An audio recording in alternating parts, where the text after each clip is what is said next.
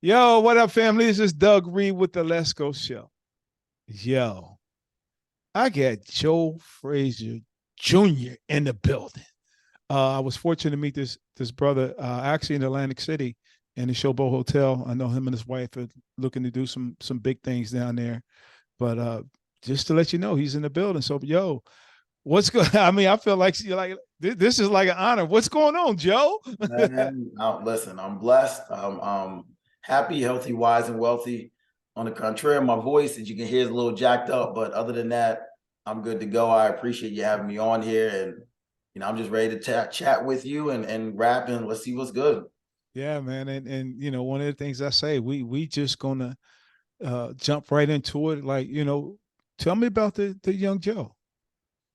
Yeah, so I'm 40 years old now, but back in the day, as a little kid, I know everybody's wondering what was your upbringing with your dad being Smokin Joe and everything. But at the end of the day, I look at it like this way: it was my father. I understand the significance behind it and who he was, but it was a pretty normal upbringing.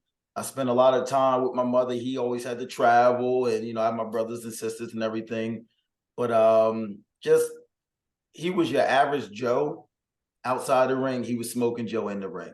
And I think all of his children, my siblings, we have that same humble mentality where it's like, listen, you know where you can go, but never forget where you came from. And I think one of the things in my childhood that I would like to share with anyone else who has someone as a family member of significance is that you kind of get caught up in thinking you have to be somebody that you're not, right? And I can say from my perspective that it wasn't put on me by my father, my mother, my grandparents, or my siblings. It was something mentally up here. Mm. And what I say nowadays, looking back to my past, is that everybody has a fight they got to face and a fighter they need to embrace. I don't care where you're from, the hood, rich area, it doesn't matter. We all got that mental fight up here that we're working with. And that mental fight for me was put on myself. It was like, listen, you're the son of Smokin Joe. You got to be this, you got to be that. And in the intro growing up, I got into football. I didn't do the boxing route, right? In fact, he never really wanted any of us to box. A few of us did box, Marvis, Jackie, Hector, but he didn't want us to go that route. So I went the football route, which in my eyes is not that much better as far as a physicality standpoint, but it was always put on side of me. And that was a fight I always had to face. But my friends was cool, people treated me right. And then growing up, a lot of times I was like, listen, I didn't even tell people, because I didn't want to feel like I was getting something because it was my father's. In retrospect, look in hindsight 2020, what I would have told my younger self is that no, that's your birthright. That's who you are. You can create your own legacy while continuing his. You got the name for a reason. And that reason is to be your character. And that's what he left me. I mean, he could have left millions and all that stuff like that. That's cool. But to have his name, I wouldn't change it any other way because I look at it as if I already got my foot in the door. You just got to walk on into it. So my childhood was a little bit of that. I didn't have a real hard upbringing, to be honest with you, but that fight was up here, and that's the toughest fight anybody can have.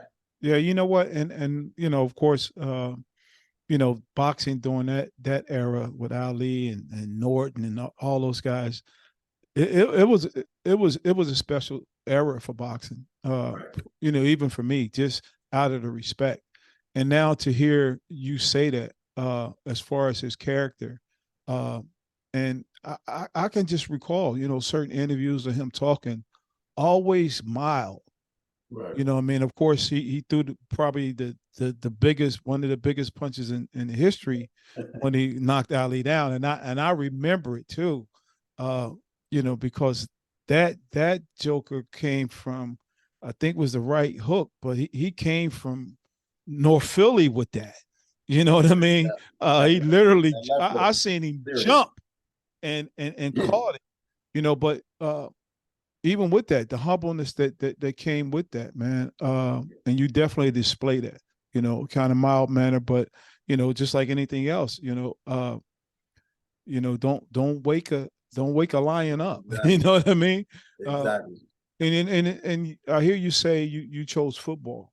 Right. Where'd you play ball at, or did you take it even further after, let's say, high school or into college? I took it at collegiate level at Central Connecticut, 1AA school, um, 4-year starter. And then my senior year, ironically enough, it was the last game I could have qualified for a red shirt. I broke my leg. Mm. And it was like I couldn't even get that year back. So that was devastating. Before that year, I tore my bicep, which I never got fixed because I wanted to continue the season. And it was told to me by the trainers, like, listen, if you continue, there's a time limit to get that fixed because there's a tendon that rolls up and it starts to deteriorate where we can't reconnect it. So I said, whatever, after this, I'm probably not going to do no more. I had aspirations to go to the NFL, but it didn't work out that way. But I say that to say, football taught me a lot, from team camaraderie to determination, resilience, just like, and I see that with all the sports. So as I dive into boxing now, I've always seen what my father done, because I didn't live. I wasn't there to see him in person. I was actually born right after he retired. Mm. And the ironic thing is that all the sports are the same. You need balance, you need footwork, you need determination, your mentality. So it's just a matter of learning the intricacies of the rules and the techniques, but it's all the same, and that's why athletes of all sports, they go to do things like ballet to learn balance, to learn footwork, because it's all about that core. And, football was the route I chose, but, my father was like, yeah, I didn't want you to do boxing. He's like, but damn, football ain't no joke either. Like, No, it's not. so, It definitely wears on your body, and you know, I'll take it back to, like you said, being resilient. Because one thing about an athlete, and let's give it to your dad, let's give it to yourself. So what comes with that is that determination. right, What comes with that is that having that competitive spirit, and not wanting to sit out, not wanting to actually lose out on an opportunity. Because now it's a mindset. It's that right, mental toughness that we talk about. But yep, sometimes we can take that so far and not really realizing that we're damaging our body at the same time. right, And of right, course, we look back and say, oh well, I wish I would have did this. And it's funny too.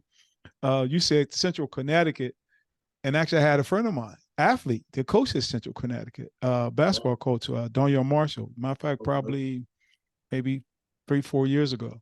Um, and that's how, even with the conversation through podcasts and just being able to tell people's story, because there's always a connection. yes, Your connection as far as with your father, but like you said, he retired afterward, but the legacy lives on. The legacy lives in you, the determination, the consistency, the discipline, the competitiveness, the willingness to right, take things to another level. And I mean, and you're doing it. And I can only imagine being an athlete. I think about my nephew, just had his graduation. He's a football player at Fordham okay, University. Big shout out to BJ Ferguson. Um, but the thing about that, because of COVID, he got another year, mm. because the way the season ended, I think they had somewhat of a spring league or something. Okay, They didn't have a full season, so not a racer, because he's not injured, but he actually got, the university gave him another year. Not only does he get his bachelor's now, he gets still on scholarship. He gets a wow, master's degree. And I think that is so important. As we use athletics, we use our ability, our talents, not only to play a sport, and we have a desire to get to the next level right, professionally, but we right, can never forget about the education. Can never forget about those. You said it, the bonds and the friendships that you made, and whether people are still doing what you're doing, whether they went to corporate America, right, entrepreneurship, or whatever. There's that certain bond that will always stick with us. So right, when I hear you talk about sports and what it does, man, it actually means a lot. And people hearing this podcast, they'll get it, because right. I used to coach junior college basketball, and everybody that came there said they were Division I players. Yeah, Yeah. I'm Division One. I'm Division One. Well, if you're Division One, then why are you here? Right. So while you're here, get the education. Right. If you're Division One, then you should be scoring 40, 50 points a game or whatever to get to a Division One school. Right. But we have to use what we have and what we afforded, through athletics to make it a stepping stone in what we do, and had a mindset. Even if we run into those I ain't gonna say difficulties, we run into those challenges, being able to, what I say, adjust, adapt, and overcome the situation. So Right. after college, now you decided, hey, it's not, I'm not going to be able to get to the next level. What do you decide to do? Yeah, I got into I got into sales. Right now I'm a transformation coach. I help people become their best version. And I attested that because I did a lot of personal development even through high school, going back to the past, Tony Robbins, Les Brown. I got into all that stuff very young. And what I noticed is a trend is that it doesn't matter what industry you're in, it's all mindset. It really is. And now where I'm at now, to look back, I say to myself, and I mentioned to you this at Atlantic City, is that we can time travel. And it's not in a physical form of going back into the past. It's all in the perspective and the mindset. So the story I was telling myself is that I had to be someone else. Is that, listen, I didn't have it rough. I couldn't make it. That I had it too easy. So in my present day, that was causing me to feel a certain way, which wasn't allowing me to excel. So what I had to do is I had to go back with the help of my mother, some of my siblings and stuff like that, to time travel back and change the narrative of that story I was telling myself. So now in this present day, it's helping me to be able to excel. And that's what I tell people. That's what the time travel really is all about. It's not about, like you see in Back to the Future movie, where you're going back physically in time. You just mentally have to go back to something. There is two things in life: possibilities and opportunities. Anything is a possibility. I could pass away tomorrow. That's a possibility. I could lose my position. I could, my family members could get, anything's a possibility. But also on the other side is an opportunity. So if you really believe everything is working for your good, you're going to take that negative possibility that you see as negative, because your truth is only your truth. It doesn't matter about anybody else. But you can change that into, listen, like you said, with COVID, right? And the gentleman who had an extra year. Well, COVID shut his year down. But the opportunity he had was an opportunity to get another year of not only football, but scholarship to be able to get a master's. You see what I'm saying? So if we just take that time to realize that everything is truly, like in a good word, everything's working for your good, right? It really is. It just might not happen when you want it to, but it's that expectation, that time expectation, that really messes a lot of people up. Time isn't really real. Time is just a linear measure of how we can be able to experience what we're experiencing. But like I tell my wife, like, oh, I don't want to have a baby past 40. She used to say something like, listen, that doesn't matter. Sarah had it at 96. Yeah. In the Bible. So it's like we go off of what people say. And to answer your question, I've been so fortunate to be able to have so many experiences to lead to my wife, my 4 daughters, now our dog, and everything, and just have that spiritual awakening to see that all of this stuff that happened for a time such as this, for me to be able, and it's not for me, it's for me to share with somebody else. That's what a mentor is, to be able to either expedite somebody else's growth so they don't have to go through it. But as you know, some people just have to go through it because they're too hard-headed, and that's okay. That's no judgment. But I've learned to be able to recognize and say, everything, there's nothing outside of me. So even how I see you right now, there's nothing outside of that. But if I change how I see things, then you're going to change how you show up in my life. And when I change, some people may no longer show up in my life because they're no longer at that level. Again, not a judgment. It's just a recognition, so It's a there's, reality. yeah, exactly. And so I'm so blessed. I'm so thankful that I'm understanding that it can be so simple. Like Lauryn Hill said, it could all be so simple, but we rather make it hard. Yeah. I feel like we've been taught to make it hard. I don't think we rather make it hard. It's just taught to be hard, but it doesn't have to be. So what made you, I mean, like you said, what you're doing now, what You mean how I got into that? well not well yeah, how you got into it, but that was a conscious decision Right. though. Just like, things that I do, it's called the Let's Go Show podcast. I'm always talking about positivity. Right. uh what made you say, hey, I want to inspire other people, I want to be able to coach them through a process for their well-being? Was there a turning point that you can recall that said, this is what I want to do? I think being in sports, especially football, that's requiring other people to be on one accord in order to win the big game.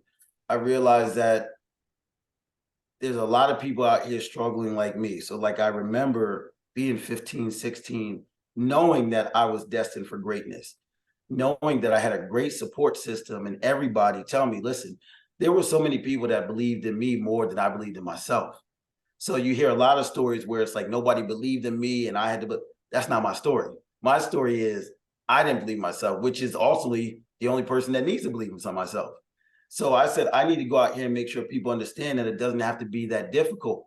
Now, I was a chronic overthinker too, and I Mm-hmm. still get glimpses of that too, but I said to myself, there's a lot of people over here just overthinking stuff. So when I'm talking to people, honestly, on a selfish standpoint and helping them out, I know I'm helping myself out. So that's why I'm doing it, because I'm like, listen, if I can help them, it only reiterates as a coach, as you know, when you coach something, it only sharpens your skills, because your repetition, right? So, and it's not that practice makes perfect, practice makes permanent, because you could be teaching somebody the wrong way, Say that and again. Can you just say that? I mean, you got to drop that gem again. right. Practice doesn't make perfect, it makes permanent. Mm. Because you can master something, but master it in a way that doesn't fit how you wanted it to. But then you'll start to permanently do that. But that's not the perfect way you wanted to do it. So you have to be very cognizant of who's your teacher, who you're letting in your ear gate, your eyes. That's why I stay away from so much media, the news. I don't listen to that because I understand that's going to dictate my actions. That's going to place fear into my heart, into my mind. And if I'm teaching that there's nobody outside of me, I control that. Bullying in schools, it's real, it's relevant, but I don't focus on trying to change bullying. I try to take the person who's being bullied and show them how to deal with it. Because bullying is not going to stop, but if you can change your mindset, your viewpoint on it, bullies will start to disappear or show up differently. And then there'll be less suicide because they're not worried about what people say. That's the only thing you can control. Yeah, I think about that even when you say that. Actually, it goes back. I mean, a song just popped up in my head, at least the part of the lyrics saying it's the battle within, Right. within our own selves, the things that we are struggling. Like outside, uh, the exterior of everything is not going to change, Right. but the interior, as far as what we feel and how we react, can change if we're given the right tools, or if Right. we're seeking to get the right tools. We're looking to build our confidence. We're looking at coping mechanisms to deal with certain to control our actions. And like I said, and make sure that we got the right things being poured into us or Right. spoken to our lives. Right. So that makes a big difference. And Absolutely. and now that you're doing that, what what is it that you really get out of it? Like I know it sharpens your skills, but Mhm. what is it, anything within yourself that makes you feel great about in doing it? Yeah, I mean, it's self-gratifying. I mean, to see me being able to help other people, help the youth. I've always said to myself, I think I was about 18 and 19, I said, it's a lot easier to mold the mind than have to retrain a brain. Mm-hmm. And that's what they do with the kids when they're born. They actually literally shape your head because it's easier to mold. You can't do that now with my head, my size head. So at the end of the day, it's self-gratifying, but it also helps me become my best version. My goal is to help people become their best version. And in doing so, I'll become my best, I'm not real religious. I'm more spiritual. I believe, listen, God created us all. So I don't care what ethnicity you are, what culture. what religion you support, we make it too difficult sometimes. Like, listen, he is I and I am him, like Jay-Z said. Mm-hmm. And I realized that probably about a couple of years ago. I'm like, wait, I start really listening to stuff. And when he said he am I, he is I, and I am him, I'm like, that's real. Then I start thinking about something like, listen, as simple as the athletes, when they go like this, they tap their chest and they raise to the sky. Why? Because that's showing you that, hey, he is I and I am him. I appreciate that connection. I love him because I love myself. You know, that's what Jesus said. Hey, love thy neighbor as I love thyself, Mm-hmm. right? Well, you can't love thy neighbor if you don't know how to love yourself. So it's all connected. You know, I think that we get some of the stuff not interpreted the right way. You know, my favorite, and this comes from, I think, the agnostic, you know, it's the hidden things that never made it into the Bible, they say. But the one thing that stood out in all of it, it said, Jesus said, for those who understand the true interpretations of my word will never taste death. And that to me said it all. Mm-hmm. It's like, listen, I'm giving you the blueprint. I'm giving you the blessed print, whatever you want to call it. But you got to interpret it the right way. You have to understand it. And it wasn't until I started doing something very simple every morning and every night. I say, God, open my eyes and my ears and my hearts to the steps that you have ordered for me. And I want all the sauce. And when I started to do that, he started to give me a lot. I call myself the #1 transformational coach in the world. But what comes with that, right, is you're going to be put in some stuff that causes you to have to be the #1 transformational coach. Mm-hmm. So it's not like you're just going to have an easy sailing, but when you become self-aware, that's all you have to do is be self-aware of what's happening. If you understand, like, yo, this is happening, but you know why? Look back, last week I had asked for this and that. So in order to do that, I had to do this and that. If you ask to be strong and have strength, you have to be put in a situation where you might be weak in order to display the strength. And that's all it is. So you don't have to be perfect. You don't have to get everything right. You just got to catch yourself. I catch myself when I'm starting to overthink. Yeah. I start attracting people to me, like my wife. Hey, you're overthinking it. Just do it. You're right. You're right. I don't get down on myself now because I'm overthinking it. It's like, yo, just catch it. Be okay with it. This stuff doesn't disappear, it just lays dormant sometimes. Yeah. And then it starts to rise back up. You just got to catch it. And let me ask you, and I say it all the time. How important is a spiritual relationship in your life? Let's start, of course we say with other people, but let's say in your life, how important is that? It's been the most important thing in my life. I mean, that's, put God first was something that my mother, my mother-in-law, my father-in-law, and my father all said, put God first. I didn't truly always understand the meaning because we associate God with somebody in the sky, but God's right in here. The church is in here, the house is in here. So the spiritual part of it has been everything because it's brought me my wife, it's brought me my kids, it's brought me my peace, my happy, healthy, wise, and wealthy is all because I'm spiritually grounded. I'm principle-based and spiritually led, so that is everything. And it's so simple where I feel like I can go into a Muslim spot, I can go into a Christian. I've studied the chakras, the yin and yang, and they all are saying the same thing. It's all saying the same thing. So I look at it as the spiritual aspect of it is key. And that's been my foundation for everything. So that's how important it is. Yeah, and I know you mentioned it a couple of times, and I met your adorable wife, and so I mean, tell us a little bit about her. And well, let's go from the beginning. Tell me how y'all met. So we met at the Legacy Exists, the Joe Frazier Scholarship Fund, which my sister Weatta started. Weatta Frazier Collins. She passed away recently, and the irony of it is we met on the last event before COVID. So COVID had brought a big blessing. And I know it's been a burden, but there's burdens and blessings in everything. So we were there, we met. She knew my sister. I obviously knew my sister because my sister, but we never officially connected. And she made that introduction. And we had no choice after that but to get to know each other. We couldn't go out to eat nowhere, couldn't go to a restaurant or movie. So we just kept it real. We both came out of some situations that weren't conducive to where we were trying to go because we both outgrew them, and we kept it real. from the start. This is what we're looking for. This is what we're not looking for. This is what we tolerate.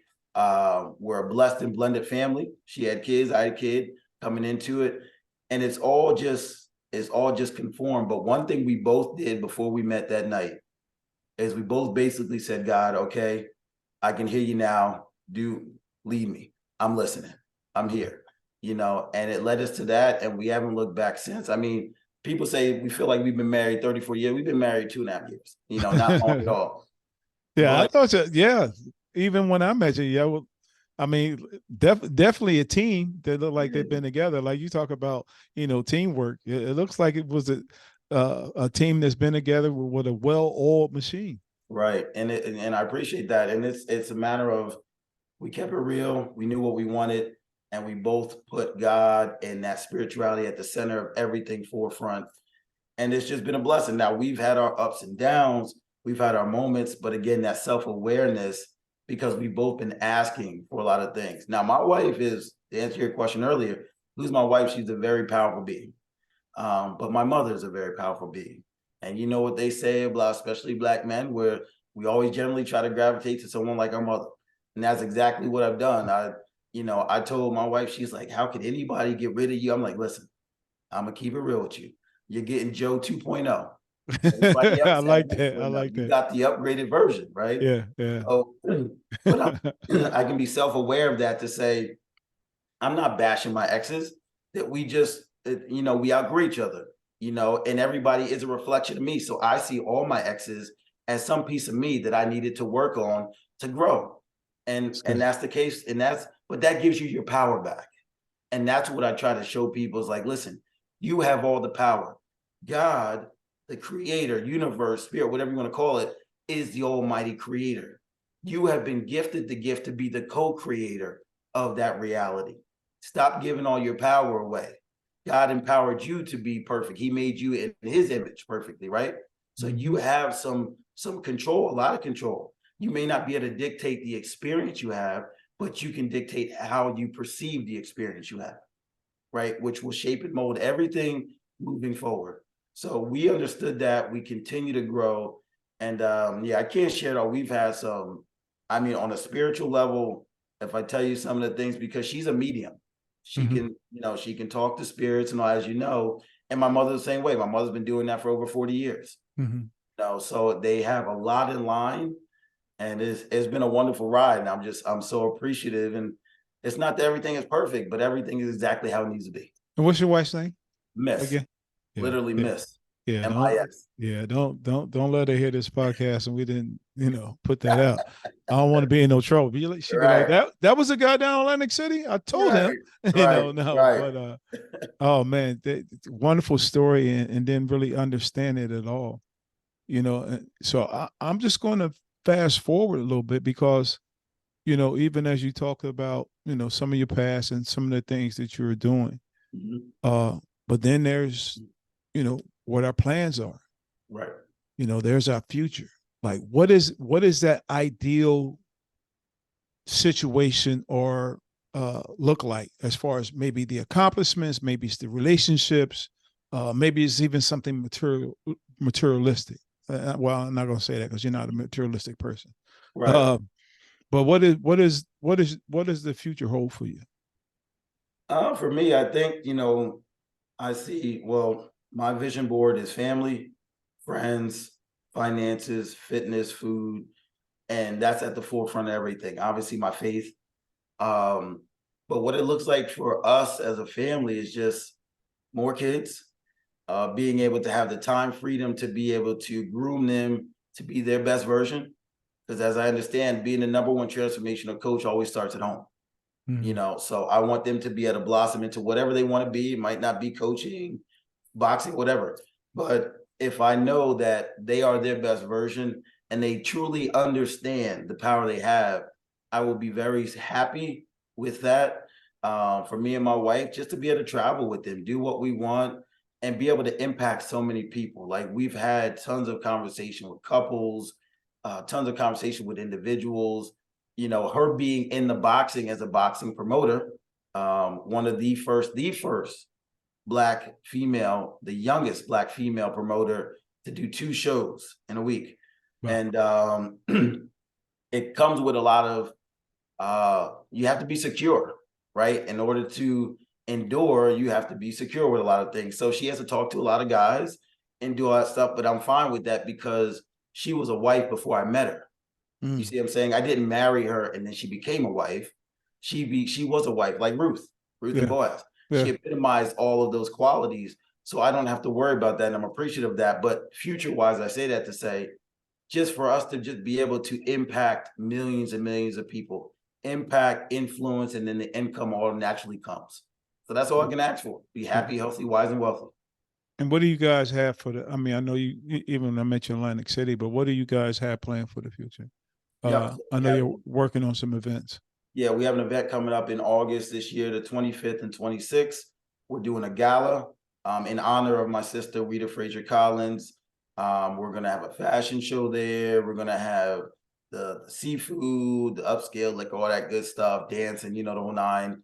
And then on Saturday, we have a professional boxing show. And then after that, we have the after party. So it's going to be a dope weekend. It's just my whole thing of coming into this, because I wasn't in the boxing realm, but I said, listen, my background is from that. My family is from that. I need to embrace that. But it was for a time such as this because I see how much boxing has helped our relationship. Talk about shadow boxing. Shadow boxing is that technique where you're basically shadowing with yourself. But Mm-hmm. that's life. You're shadowing with yourself. You do shadow work to work on yourself. So there's so much. So the mindset we have behind it is that we're going to create a boxing experience like no other, where people don't just come to watch a show. They're going to be here to have an experience. I want to be able to work with the boxers on the mindset. You obviously already have to be mentally strong to be a boxer, but I want you to know it's more than that because, as her father said, my father-in-law, which I think wraps this all up in a nutshell, he said, boxing is just the vehicle to get you to the purpose. And Mm. boxing has been the vehicle to bring my wife into my life, to merge our children together as one, to just see all of the things you have to happen. And it just so happens that our fathers were both boxers, but this brought so much. And that's a part of our story that we want everybody to understand that this is just a vehicle. We're not, because of who our fathers were, it doesn't matter. We see a bigger purpose and I will be able to do some of the things that my father wasn't able to do Mm-hmm. outside of the boxing realm because he loved the kids too. Yeah. He loved working with kids. Yeah. You know, That's amazing, man. And that event is going to be, you said August 25th and 26th. That's going to be at the Showboat Hotel in yes, Atlantic City. yes, Yeah, yep. definitely want to be able to, acknowledge that. They can Uh, get tickets on if they go to Joe Frazier Jr. Promotions, they can go on there and get the tickets right there. So it's gonna be live. yeah, yeah. And I mean, just so excited about uh, just, I mean, just your growth. I mean, when as I listen to you, uh, the growth that you had, and then your willingness to help other people. Right. I'm like that too. I just want to be able to pour into people. I want to keep it things in positive aspect. Like you said, listen to the media, listen to all these other things. It wears you down. You get tired. Right. Really has an effect on you mentally.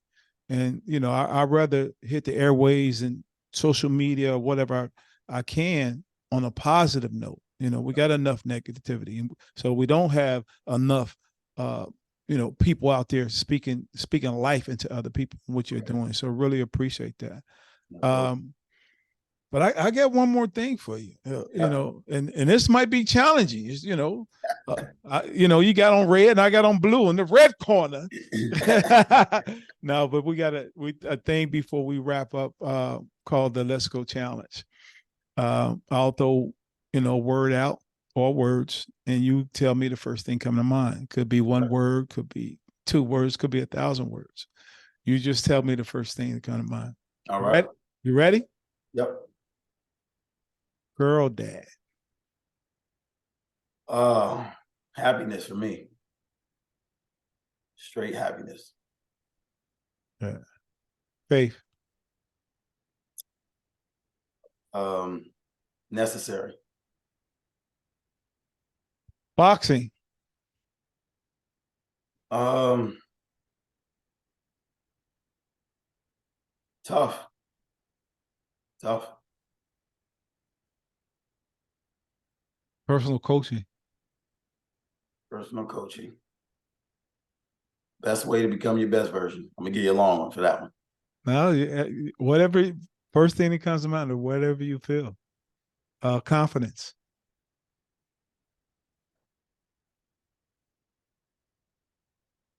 Confidence. It's so much for that one because that's a big one for me. I think that's the ultimate goal.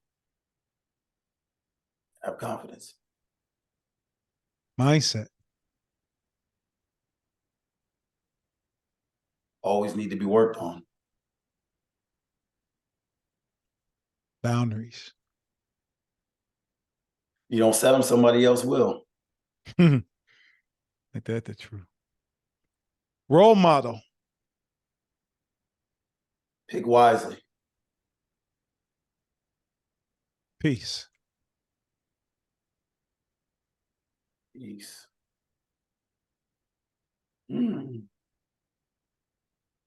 I think that's the ultimate goal too. That's all I have, brother. And I Yeah. thank you for just joining. But is it anything? Because you actually dropped a lot of gems in our conversation. But is there anything that you would want to tell our listening audience before we go? You know, it's my favorite word. I think the most important word in the English language is balance. And balance is something you need, but balance is different for everyone. You know, but you have to find the balance in your life between your family, your work life, your friends, everything. Just the word itself is important, but you have to know there's subsidiaries of that as far as your balance may be different than somebody else's. Your much meter may be set differently than somebody else's. Don't try to set it around somebody else. Dive into yourself. You know, the first thing before I would lead you to a book, to a church, to anything, is to sit down, close your eyes, and ask God, ask universe, whatever you call it, to open up your eyes, ears, and hearts to all the steps that He has ordered for you and lead me in the right direction. And be grateful in anything that you do. And that's it. Well, family, this has been a Let's Go show with Doug Reed featuring Joe Frazier Jr. And you know what I say? Let's go, baby. Peace. I'm out.